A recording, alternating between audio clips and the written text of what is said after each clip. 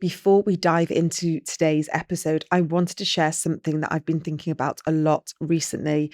One of the things I hear most often from women in this community is that they simply have more questions than answers.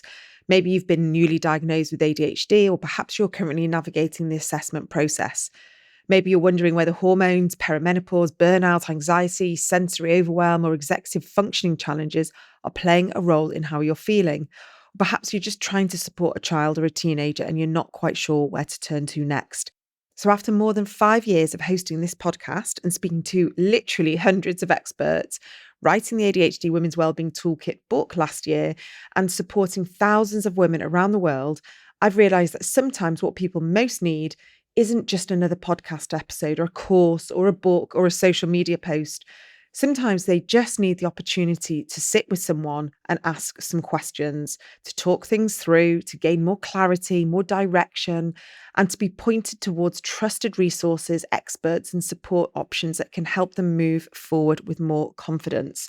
So, this summer, I am opening up just 4 exclusive one-to-one coaching sessions where you can spend an hour with me asking anything you'd like about ADHD, well-being, hormones, burnout, your diagnosis or the process, the resources, support pathways, or navigating life as a newly aware neurodivergent woman. Think of it as an opportunity to pick my brain, tap into everything I've learned over the years in this space. And these sessions will be £195 for a 60-minute call and are available on a strictly first come and first served basis. And if a private session isn't the right fit financially, I do completely understand. And that is why I'm also hosting a live Ask Me Anything Q&A workshop. And that's going to be on Sunday, the 13th of July at 6:30 p.m. That's UK time. And this will be a more accessible way in a group setting to bring your questions, learn alongside other women, and leave feeling more informed, empowered, and supported. And if this sounds like exactly what you've been looking for, I'd encourage you to pause the episode right now and head straight to the show notes. All the details are going to be there to either book those very limited one-to-one coaching sessions with me or reserve your place on the live group Q&A workshop. I'd really love to support you wherever you are on your ADHD journey. And now let's get on with today's episode. Welcome to the ADHD Women's Wellbeing Podcast.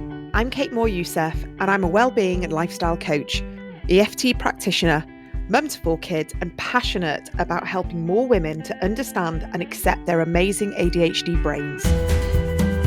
After speaking to many women just like me and probably you, I know there is a need for more health and lifestyle support for women newly diagnosed with ADHD. In these conversations, you'll learn from insightful guests, hear new findings, and discover powerful perspectives and lifestyle tools to enable you to live your most fulfilled, calm, and purposeful life wherever you are on your ADHD journey. Here's today's episode. Today, I'm here with Dr. Sarah Rudebeck, and she is a clinical psychologist with a PhD in memory from the University of Oxford. And she specialises in working memory and executive function difficulties in adults, and is also the co-founder of Recallify, which is an AI companion for memory support. And she works clinically in the NHS and has a particular interest in bridging the gap between what research tells us about memory and what people are actually offered in terms of help. So I'm delighted to welcome onto the podcast today, Sarah. Thank you so much for being here. Oh, thank you so much for having me. It's a pleasure. Yeah, I mean, we were just having a little chat off camera, and I'd be so interested to just hear a little bit about your background and I guess the very specifics of where your interest is with neuropsychology and working with working memory, and I guess sort of more of the cognitive side and the impact that can have on people's lives. And I know so many of the women that are listening, will all probably relate to working memory difficulties and how that's impacted them over their lifespan. So yeah, I'd love to hear a little bit about your background as well. Yeah, I did a PhD at Oxford and then I've trained to be a clinical psychologist. And throughout my whole career, I've been working with people with different conditions that lead to memory, concentration, and executive functioning difficulties. So I work primarily in the NHS with people who have neurological conditions and neurodevelopmental conditions. Those are my two kind of specialties. Got really frustrated. I've been working in the NHS now as a clinician for about 10 years. And I was writing so many reports and do assessments of people. And we have these huge waiting lists right now, and people just aren't getting the support they need. So I was really keen to use all that research evidence and knowledge and training. I've done a huge amount of training. There's huge amounts of training that NHS professionals have to do to sit in front of you in the clinic, to actually use some of that knowledge and to get it so that we can help people live better lives and manage their executive functioning and working memory difficulties day to day, so they can have a better life and function better at work, at home, and in the workplace, and at school sometimes if they're teenagers. Okay, so we're talking about this sort of like this filing system in our brain, and it feels like with my ADHD, if I try and recall things on demand, I really struggle. But then on other times, like if I'm having a conversation on this podcast and I'm not under pressure and I can remember conversations from previous guests or information from an article I read, it's fine. But if someone said to me, right, you need to stand up and remember a 15-minute speech or do a TED talk, I really don't know if I'd be able to do that. Like, I don't think I would be able to be an actor on stage because I don't think I have the ability to remember lines. What's the difference between that, where it's sort of like not being under pressure with your memory and very deliberate memory that you need? Well, I guess when we see that in clinic, I would think of that as anxiety potentially causing a bit of a issue, or a kind of your ability to retrieve the memories, because what you're describing there is your memories are in there. You can get them at other times when you're relaxed. You can just recall them and talk about them. And so, yeah, sometimes we see this quite a lot in clinic when we're testing people. If they're anxious or their attention is kind of drifting and things like that, they struggle to retrieve the right information. But actually, if you do a recognition test for them, they know it all. Do you see what I mean? So if you give them a few prompts and you're like, is it this or this? They're like, yeah, it's that, obviously. So they've got all the information in there. The memories are there, but it's actually anxiety and stress and also attention can mean it's harder to retrieve information. And I think everyone finds that to a certain extent. Do you see what I mean? And I think it's even harder when you've got ADHD in particular. Yeah, I mean, I think I definitely feel there's a the women that I speak to say, they say to me, definitely in midlife, I think with like hormones and perimenopause, that they were able to stand up with confidence and talk about things, or they'd be able to retrieve the words or articulate themselves. And they don't have that same level of confidence, maybe in their working memory, maybe with their organizational skills. And I guess with maybe having to make a speech or do a talk, and they don't have that confidence to be able to recall the information or the stats or the data or whatever that might be. So would you say, is that a working memory issue? No, I don't think we would say that from a cognitive perspective, that that's a working memory issue per se. It's more like a kind of retrieval issue potentially. Working memory, I guess you do have to hold it for it to kind of go back out again. But I would think that to be more attentional and executive functions, not necessarily working memory, which is kind of getting information in the first place. So it goes on to working memory and then into your long-term memory system. Okay. So the working memory is like the processing Yeah, part. it's almost like that processing power to Okay. kind of get it into your brain in the first place. And then you have to kind of retrieve it back out again out of your temporal lobes, we would say, if it's been stored correctly.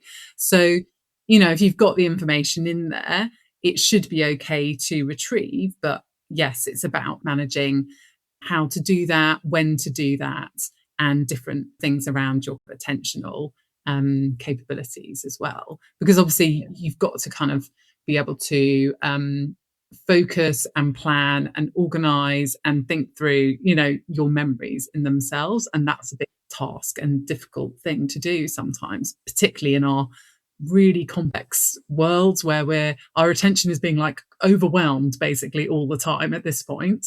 I think women particularly, and women in their as our hormones start to change and things like that. We're also managing kind of huge amounts, aren't we, often in terms of work, with our potential children, and also as carers to older people as well, maybe our own parents. So there's so many competing demands. And I think that's why it's so important for women to give themselves a break and also use strategies and tools to try and support their memories, their working memories, and their planning and organisation generally to help them day to day.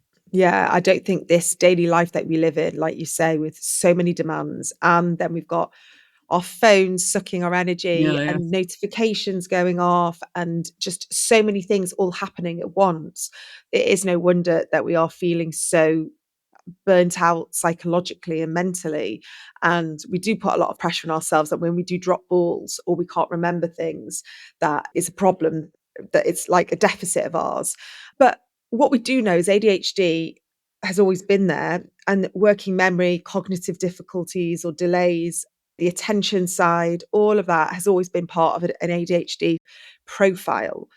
What would you say are the things that people are coming in for? They come into your clinic and they're not sure what's sort of going on. They're kind of like, is it dementia? Is it ADHD? Is there some form of brain injury? Like what are those things, working memory, kind of the more significant things that you're seeing cognitively that people are coming in and you can say, oh, okay, that is definitely more of an ADHD profile as opposed to anything else? Yeah, absolutely. In the clinic, it's quite easy to tease apart these things. We'd obviously, in the NHS services that I work in, we'd also have quite a lot of information from medical teams. Do you see what I mean? So I'm not a standalone necessary assessment. So I would always be working with doctors and other allied healthcare professionals, as you always should be, especially in ADHD services or neurology services. So I'd have lots of other information and evidence, I guess. If we were to do a neuropsychological assessment of a person, which is what I specialise in, this is what we're doing, basically a big battery of cognitive tests on someone to look at their kind of individual strengths and weaknesses. So we always start by doing intellectual assessments of people. And I don't know if you've had one, Kate, but they're quite interesting to kind of think about your own strengths and weaknesses. So you look at verbal IQ, non-verbal IQ, working memory, and processing speed all in one big test. And these are very well-known kind of standardized tests that are used across the world. And then we'd also look at attention, do some tests around attention. We'd look at memory as well, particularly long-term memory. So that means getting people to learn information and then leaving gaps and so it isn't that immediate short-term memory. It's like after half an hour, what can you recall and these types of things. And we also sometimes look at executive functions as well, though frankly, it's quite hard to test people's executive functions because they are such a day-to-day thing. You're planning, you're organizing, you're inhibiting things, and actually that's quite a hard thing to test. But there are some, and we do try and do them. So when we have all the results of that, we can kind of tease apart people's individual cognitive profiles. And if it's someone who has, and that can really help us guide us what we think, or it can help guide doctors to diagnose people with different types of condition. So I guess in neurodevelopmental services, I would be much more involved in making those diagnoses. And it's quite clear often when there's more of ADHD picture, because you'd see classically a really kind of average, good, maybe even better than that, exceptional intellectual abilities. By that, I mean verbal intellect, non-verbal intellectual abilities. Those things we really think are important for people's kind of productivity and how well they're going to do in life. But then you might see a quite big gap or difference between that and their working memory abilities and potentially even processing speed as well. So that's how fast you're thinking through information as well. And then obviously, we'd expect kind of attention tests for them to be weaker on that too. Issues with impulsivity and inattention in some of these kind of standard tasks that we're doing. Often they're super boring because attention tests are kind of designed to be incredibly dull, looking at reaction times and things like that of sustained attention, divided attention. So yeah, we see this, that people have a whole host of intellectual abilities, and I see such smart people, but they have this big gap between their intellect and their working memory and processing speed and attentional abilities that can really cause major kind of issues with them showing their fantastic abilities day to day and getting on at life and work. Yeah, yeah, absolutely. You sort of see this manifest in kids, I guess, when Mm. they're really enthusiastic in class. They're the ones that put their hands up, they're curious, they're asking lots of questions. There might be an interest in there. But then when they are then asked to either deduce it down into an essay or a comprehension or something like that, that's where you see that disparity. Or you have a child that is really interested in one subject and really not interested in another, and you see this huge disparity between grades. And I wish more teachers could see through the lines, read between the lines here, because that should be a clear indicator that there's something going on with regards to whether it is the working memory of the processing. I guess, again, I'm not an expert, but I wonder if you are a child, say, that's really interested in history, and that is like your special interest and you really love that, then maybe you will kind of override those difficulties somewhat because of your interest and your attention on the topic, and you'll sort of like engage. There's a hook, It's isn't almost there? An engagement yeah, hook into it. yeah, you'll kind of like amplify that just because you really want to learn, Yeah. but then you're not interested in science, and so that's where they fall behind. And I mean, I've got children, all ADHD, and there's a couple of them where that processing hasn't been there, to the point where one of my daughters got called that she was a slow processor, which is not great for someone's self-esteem when you know very well that she's very clever. But she really has struggled, through GCSEs and now A levels, to hold on to process the information, to then retain the information, to then relay the information, which is unfortunately what you're rewarded for in the schooling system and then beyond in universities. So what options are there apart from, we've obviously got medication can be hugely helpful in those situations. What other options have we got to almost like train our brains to operate in this very noisy world? Or do we just have to find different ways of learning, being, living, working? Yeah, I mean, that's a huge question, and everyone's done so much research into kind of working memory training. I did my PhD into working memory training like 15 years ago. We were all so excited 15 years ago, like doing training. And I'm afraid, like, really, that body of literature showed that at the end of the day, after thousands of studies, you can't really train your working memory. Really sadly, we were all like very hopeful. The study I did showed it did help, all this kind of thing. But really, what those studies showed is you can train someone to do well at a task, a working memory task, but that doesn't translate any way to any other working memory tasks day to day. So there was this problem with the transfer effect, it was called in kind of science speak. But it's just like the brain isn't like a muscle. Do you see what I mean? We can't work it out and then it's there for you to use all the time. It got good at the one task that I was giving people to do, and then it didn't kind of actually make anything better in the people's lives day to day. It didn't improve their memories. How does that work with, like, I guess, the notion of neuroplasticity, like people talking about like our neural pathways and training them? And I mean, I've heard on the flip side that yes, the brain is a muscle and we can train the brain. So where's that kind of Yeah, bits missing of the bit? brain can be trained, but not all bits of the brain. That's the problem. It's really complicated, isn't it? Okay. And I think it's nice to have catch-all terms like that, but we know neuroplasticity does exist for certain things. And, I work sometimes with people having neurorehabilitation.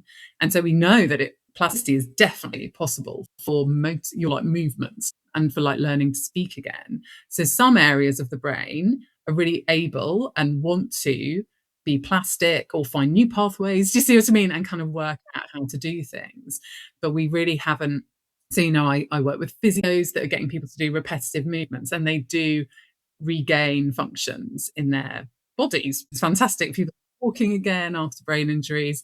And also I work with speech and language therapists where they do kind of really repetitive speech therapy, and that can really help people. So this is particularly after stroke or traumatic brain injuries.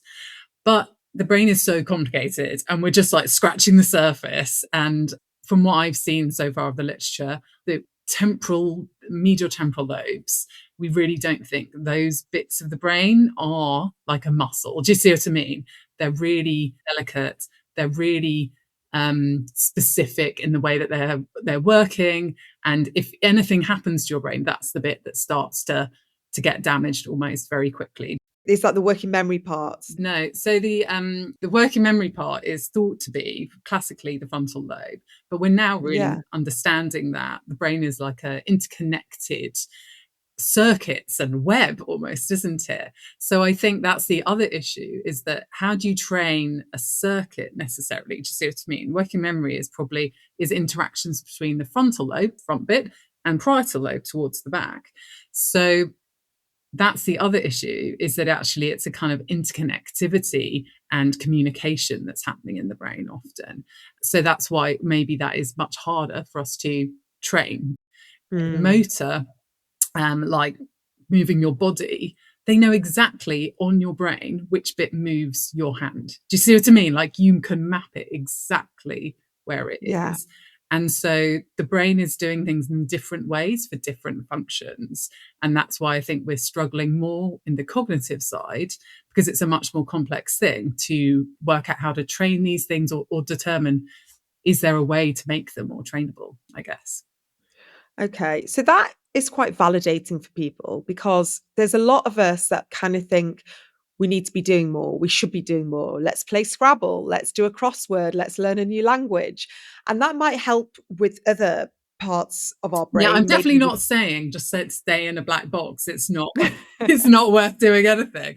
But I'm just saying the memory training and working memory training literature so far hasn't found that like you can train your working memory like a muscle. We definitely know the benefits of keeping active, doing things, being in education, and kind of Mm. using all of your brain together. But yeah, so far we haven't found any kind of really specific things that can target, working memory and executive functionings, and the things that we'd like to help people with from the clinic.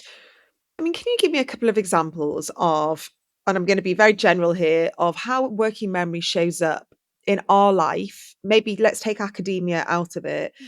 but working mum, parenting, like you say, maybe looking after older parents, midlife, busy, like where would those parts of our working memory be holding things up for us and maybe letting us down, so we can really understand that it's not a failure on like our part, or we're not flawed or lazy or broken, or not trying hard enough. I think it's really important that we can sort of understand the practicalities of where that might show up. Yeah, absolutely. And I think people are absolutely not any of those things you just said. They are overwhelmed, and they have this individual difference that they need to just work out strategies and ways to support themselves with, and maybe also get other people to support them with. And I guess that's the other gripe I have, is the lack of support in the NHS for people to have like support and interventions after they're diagnosed with different types of neurodevelopmental condition, and ADHD in particular. So, yeah, I see it a lot in the clinic. People talking to me about the difficulties that they're experiencing with their working memory, but they tell me about these real life experiences. So they say things like, when I'm working with teenagers, the parents always say, I'm sure you feel like this, Kate, I'm just reminding them constantly over and over again to do their homework, to do all these different things. And in that's such a kind of rich thing, because it tells me that that young person isn't able to hold in mind the parents' four different things that they've shouted at them in the morning. They maybe have taken in two, potentially. Do you see what I mean? And then they might carry out some of that. Then they might get a bit distracted towards the end. So then kind of attention starts to come in as well. So that's a really common one that I hear, particularly when I work with parents and teenagers. We all have a number of different things we've got to remember in the mornings, don't we? And going through that in our head is a huge kind of task. And often parents are helping teenagers with that. And so they've already said the list to do. And it's really frustrating them when they don't actually carry it out. I think with the parents themselves, when I'm working with someone who's a bit later on in life, in their 40s and things like that, people really talk about the massive burden of school admin and multiple different systems that they're getting from different children's schools, different apps, different emails, WhatsApp parent groups attached to schools as well. And that is causing a major working memory problem, because that's really needing you to hold significant amounts of memory into your working memory. Do you see what I mean? Per child. almost. And then it is going to probably overreach capacity very quickly. And that often is a big working memory problem that people experience. And I just think it's people also being kind of very overloaded almost with information here. Other bits of life is all happening at the same time as all of this information is coming in to try and get into your working memory, isn't it? You're probably making breakfast. You're probably trying to get yourself ready. You've got other things that you're Yeah. also having to run in your working memory of what you've got to do. So I just see people getting really overloaded with the practicalities of over information these days, I guess. Yeah, that's a very, very relatable scenario. And I'm already thinking about, the WhatsApp group that is constantly pinging. And then there's that one person that says, I've not paid this, or what day is PE? And thankfully women are, very supportive. And, thankfully there's all the mums seem to recognize, whether we've got ADHD or not, that we are overloaded. We're totally overloaded by life and the collision with our attention and the collision with, executive functioning and all of that. And sometimes it can be quite hazy, can't it, to know, is that a working memory difficulty or is that my executive functioning? Do you help people in clinic kind of, I guess, understand what is what so they can help? I guess it's more empowering to know, isn't it, what's going on? That's what you are trying to do when you do a neuropsychology assessment, because you're saying often the person comes in with quite kind of general, kind of descriptions like, oh, I can't remember anything or things like that.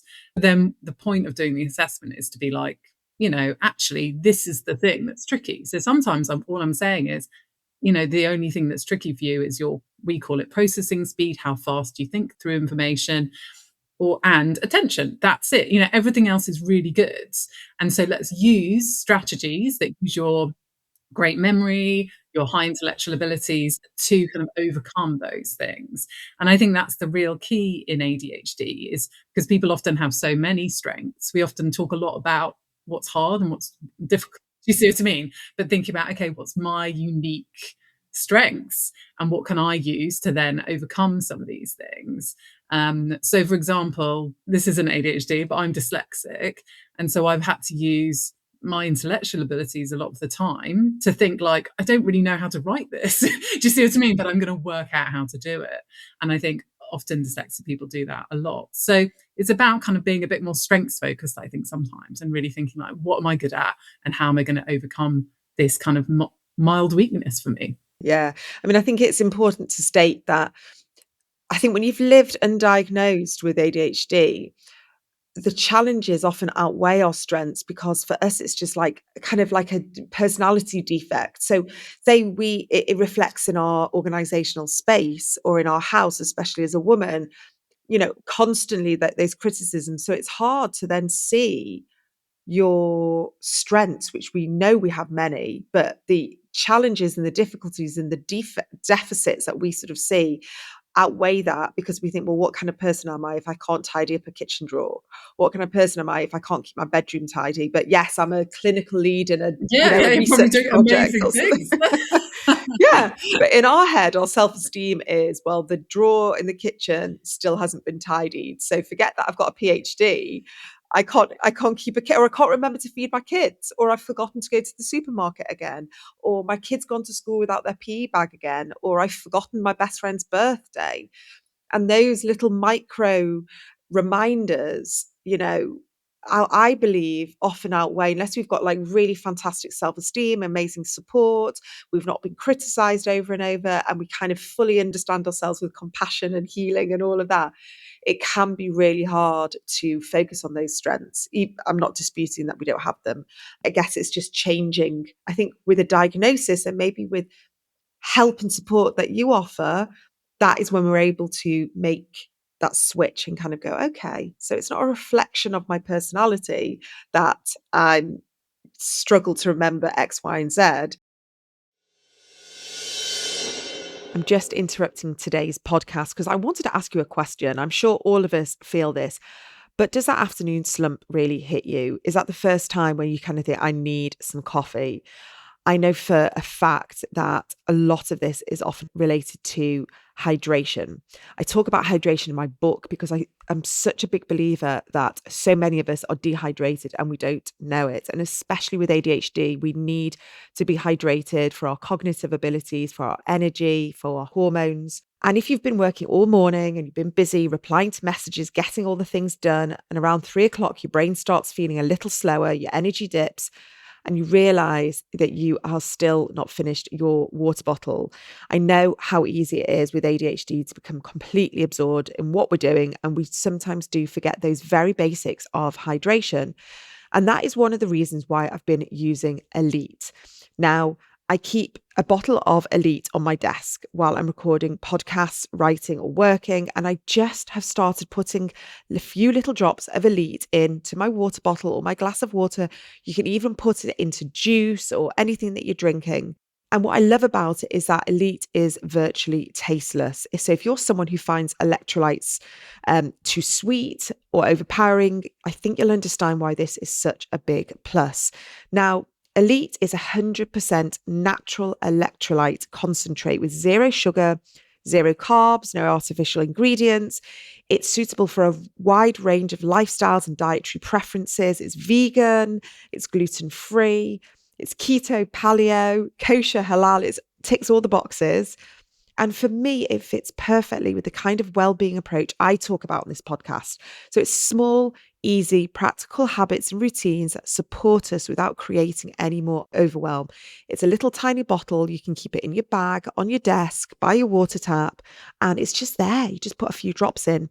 So to find out more, visit elitewater.co.uk and use my unique code, which is WWP20, for an exclusive 20% off. So if you're going on holiday or you have that mid-afternoon slump or your kids need it, all child friendly, I promise you, this is the thing that you need to keep in your bag. It's elitewater.co.uk and use code WWP20 for an exclusive 20% discount. I'm going to put all of this in the show notes for you as well. Thank you to Elite Water for sponsoring today's episode. And now let's get back to the conversation. You work in the NHS, you're a clinician, you're seeing patients every day, and you're still noticing that there's a gap in what is offered and what can support people, which has led you to create an app. And I'm very interested to hear a little bit about what it is, what it does, how it helps people, and how you came to thinking about it. Yeah, well, I guess it was born out of frustration. So, like I said, I've been working for 10 years clinically, and you do go into being a clinician. It's a hard job to get into clinical training and things like that. And you go in thinking a bit like, I'm going to change people's lives. You know, you're kind of thinking these kind of things, which obviously you can do, and it does happen. But I was getting a bit feeling like, I'm assessing people, I'm giving them, they now know their strengths and weaknesses, just like we talked about. I've told them all these things that might help them. But then what's actually there practically for them day to day to help them to sort out that drawer, manage their kids' admin? Do you see what I mean? All those kind of practical things day to day that was actually really affecting their mental health. Like you say, people end up anxious and depressed because they feel like they can't overcome cognitive difficulties. So that was really what led me to create Recallify, the app that we've created for people with memory and attention difficulties. And it was also, I guess I started to look a bit more into what was out there for people after diagnoses. And I was a bit surprised. Not much has been created by clinicians or researchers. And I felt like there was a bit of a kind of evidence gap. Do you see what I mean? And a lot of sales is going on, which I I'm get saying it is all a the bad thing. time. I need to learn about sales. It's not my forte. But I just wanted to make sure, and create some things that can use some of that research knowledge that I've got and clinical knowledge and kind of best practice and put it into an app to see if that can support people day to day to kind of get on with life and manage working memory and attentional difficulties. But it's been a long road. I can only imagine. I mean, to get it out there and with working in the NHS and everything that you do. But I think you're absolutely right. I mean, I get emails all the time from I don't want to be too dismissive, but from sort of like tech bros who are, working on apps, and and they promise me that it's going to help this and it's going to help that. And then, yes, they've probably got a great AI experience, coding, tech Yeah, yeah. experience. I'm not disputing any of that. But to have the clinical support and the knowledge of what you're seeing day to day in your patients and clients, it's so powerful.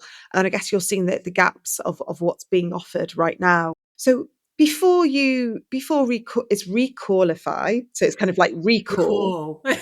Yes, Recallify. What were you giving your patients? And what did you feel a bit helpless? And are you able to now prescribe the app as kind of like homework or whatever? Yeah, well, I can't in my NHS job because that would be a conflict of Okay. interest. Yeah, sorry, but it's out there, and people are using it now, and we're really wanting to get feedback from people and their use of Recallify. And we're running some research studies as well at the moment. So yeah, before Recallify was created, what I was, and I still do suggest to people in the clinic, because they do help, is the usual strategies for working memory and attention. So working memory is basically write it down as soon as possible or record it in some way.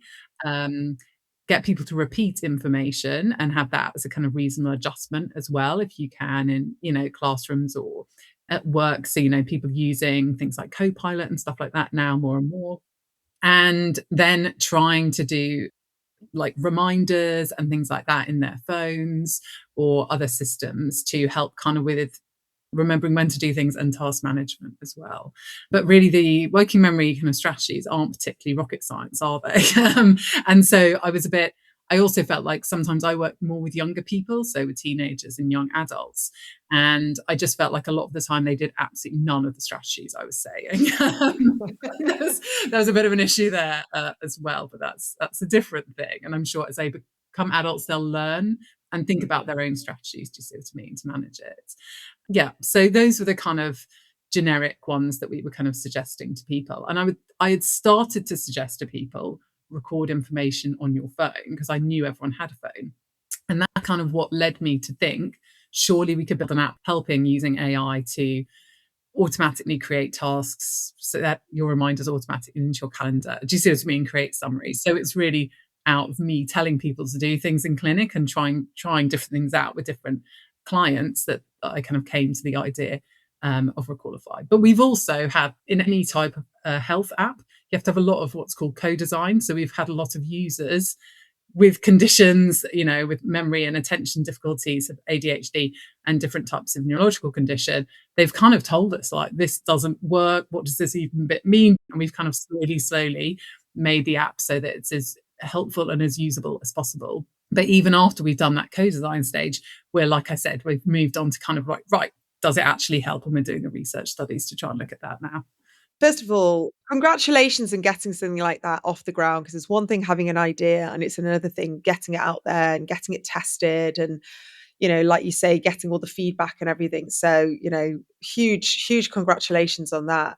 And I was thinking of all the different little workarounds that I guess I have found, and AI really has been a massive lifesaver for me. It really has, because I've got the kind of memory that if I'm walking the dog, all of a sudden lots of things will just pop into my head. And so I've used different apps where I voice record an idea. I will just put something in my notes app. I've got lots of different strategies, but I have sort of streamlined them a little bit more now that AI has got better. But, in the past, it would be send myself a message, voice record, send myself an email to remind myself to do something, all these different things. I'm a huge fan of my Google Calendar or my Apple Calendar, because absolutely everything goes on there. And my kids, for whatever reason, my two old teenage kids are still resistant to using online calendars. And I'm like, well, how are you meant to remember? They go, I remember. I'm like, you may remember your hairdresser's appointment tomorrow, but you don't remember that you need to clean your room, bring your 5 mugs down, put your dirty washing in the washing basket, but they'll remember their one hairdresser appointment. Because for me, it's reducing the cognitive load. And yes, a teenager has way less cognitive load because essentially they're living in their own little selfish Because bubble. mum's taken over the cognitive load. Yeah. Yeah, exactly. And, some husbands, their wives hold that cognitive load for them. Maybe a couple of generations ago, that was fine if a woman wasn't working and then their primary job or role was just being at home doing all of that. But now women are working and learning and doing all sorts. We can't hold the load for everyone anymore. I'm trying to teach my older kids. I'm like, just put it in your diary, and then it takes one thing out of your head, and they're like, no. I'm just like, oh. So they'll have to learn that. Unfortunately, we've all had to learn the hard way, and they are, yes, maybe more in the back foot because technology is there as a constant distraction.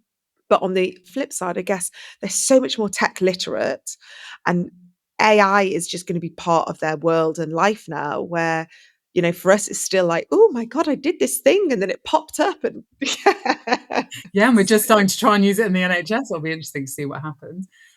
Yeah, I mean, finally. And I guess from what you're saying, Kate, that's exactly what we were trying to do, because I felt like what people were trying to do when they were tech savvy like yourself is that they were using like multiple different systems, which almost in itself was a like executive functioning workout. Do you see what I mean? Like, where did I put that thing? Is it in the note?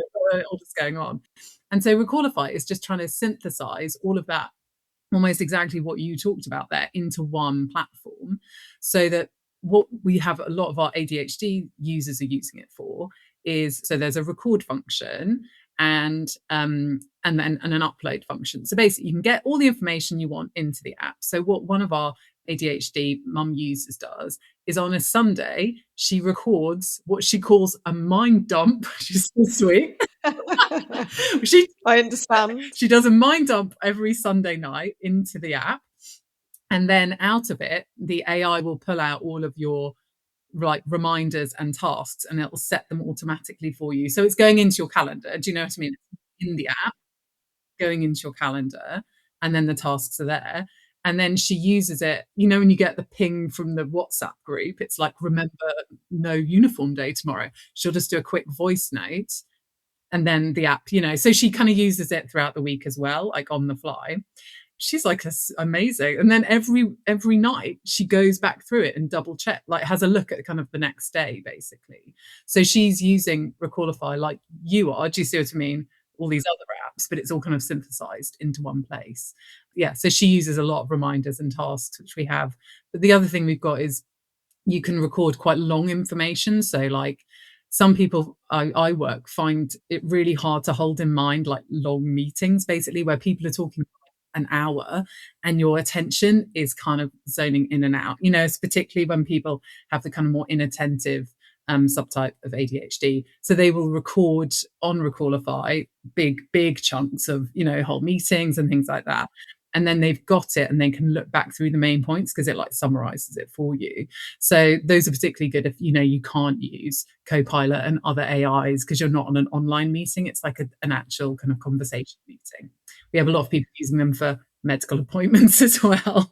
And I think I see Absolutely. that a lot. People just don't, it's very hard. You're bombarded by information when you see a doctor or, and you've wanted to have this appointment for so long. Because often people are recording on Recallify and then they've got it there and they know the outcomes and like what's changing and things like that. So there's quite a few different ways people are using it, but it was really just trying to synthesize. Okay, we know these strategies of like simplifying information, setting reminders, having tasks, lists come out of things, and trying to capture it all in one place.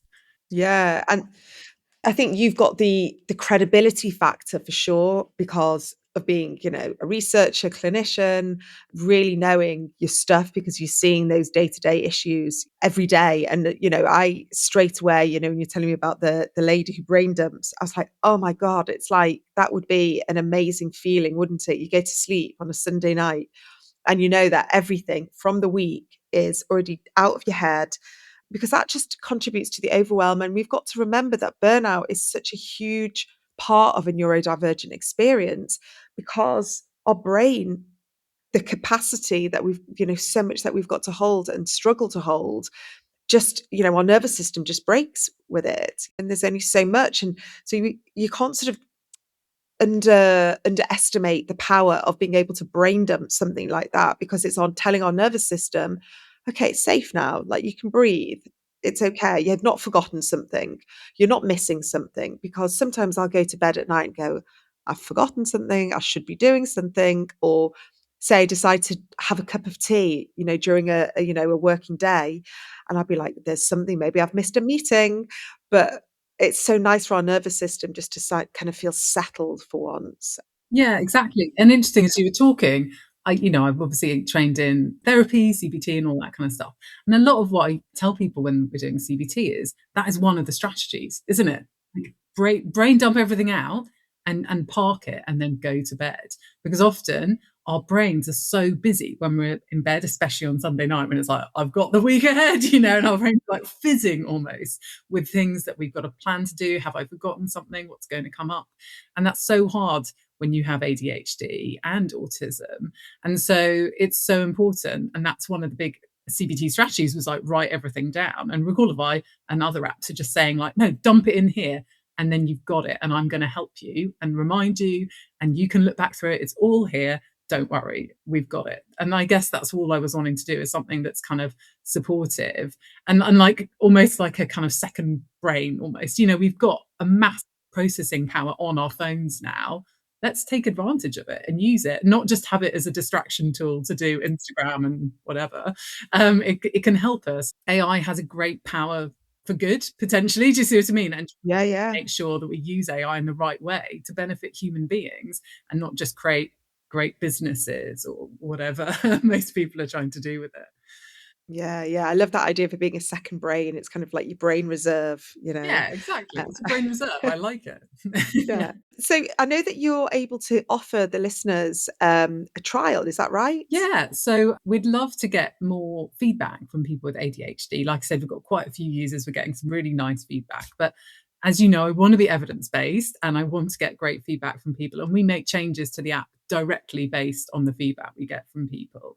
So I'd really like to offer everyone like a month free using Recallify. And so if you want to email us, so it's info@recallify.ai. We will send you a personalized voucher, and we'll also, I know apps sometimes don't work on their own. We need support and we need humans and clinicians. And so I'm here, and we also have a clinical team to support people using Recallify and kind of getting it as a habit into their day-to-day routine. So we'd also offer you that support as well.